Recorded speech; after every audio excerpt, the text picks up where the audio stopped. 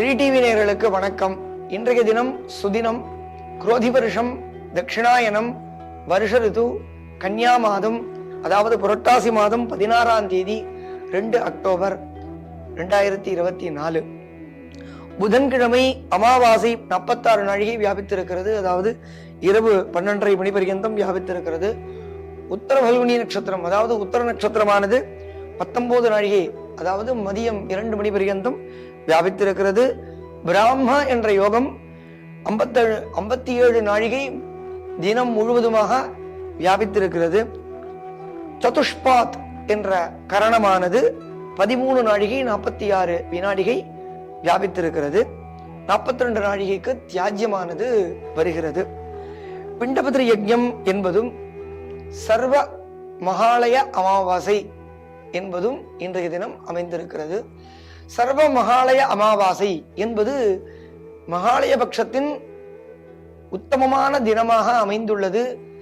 இந்த மகாலய பட்சத்தில் 15 நாட்களும் எவரால் தர்ப்பணங்கள், பிதர்களுக்கு பிண்டங்கள், தானங்கள் செய்ய முடியாதவர்களோ அனைவர்களும் இன்றைய தினத்தில் சர்வ மகாலய அமாவாசத்தில் நதிகளிலோ அல்லது குளங்களிலோ அல்லது தன் கிரகத்திலோ விதிவத்தாக ஸ்நானம் செய்து அவர்களை உத்தேசித்து தர்ப்பணம் செய்து ஏழை எளியோர்களுக்கும் விப்ரோத்தமர்களுக்கும் தானங்கள் முதலியது செய்து அன்னதானாதிகள் செய்து அவர்களை திருப்திப்படுத்தினால் பிதர்கள் பரம திருப்தர்களாக 1000 வருஷங்கள் திருப்தர்களான ஒரு புண்ணியமானது நமக்கு அமைய பெறுகிறது. ஆகையால் இந்த வருஷம் பூரா அமாவாசையில் செய்த புண்ணியமானது இந்த சர்வ மகாலய அமாவாசை தினத்தில் கொடுக்கக்கூடியதான தானங்களில் அடைய பெறுவோம் என்பது இன்றைய தினத்தின் பெருமை.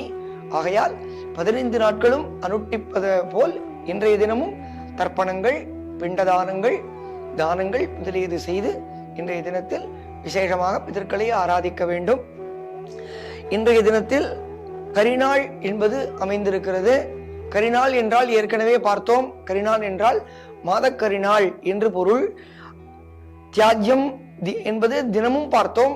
தியாஜ்யத்திற்கு மறுவார்த்தையாக கரிநாள் என்பது பஞ்சாங்கங்களில் குறிப்பிட்டிருப்பர். அதுதான் கரிநாள் என்பது. இன்றைய தினத்தில் மகாகௌரி விரதமும் அனுஷ்டிக்கப்படுகிறது.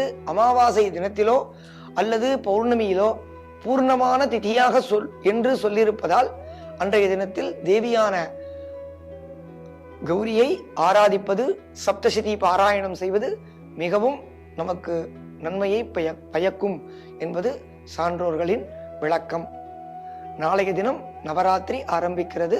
அதன் சிறப்பை நாளை பார்ப்போம். வணக்கம்.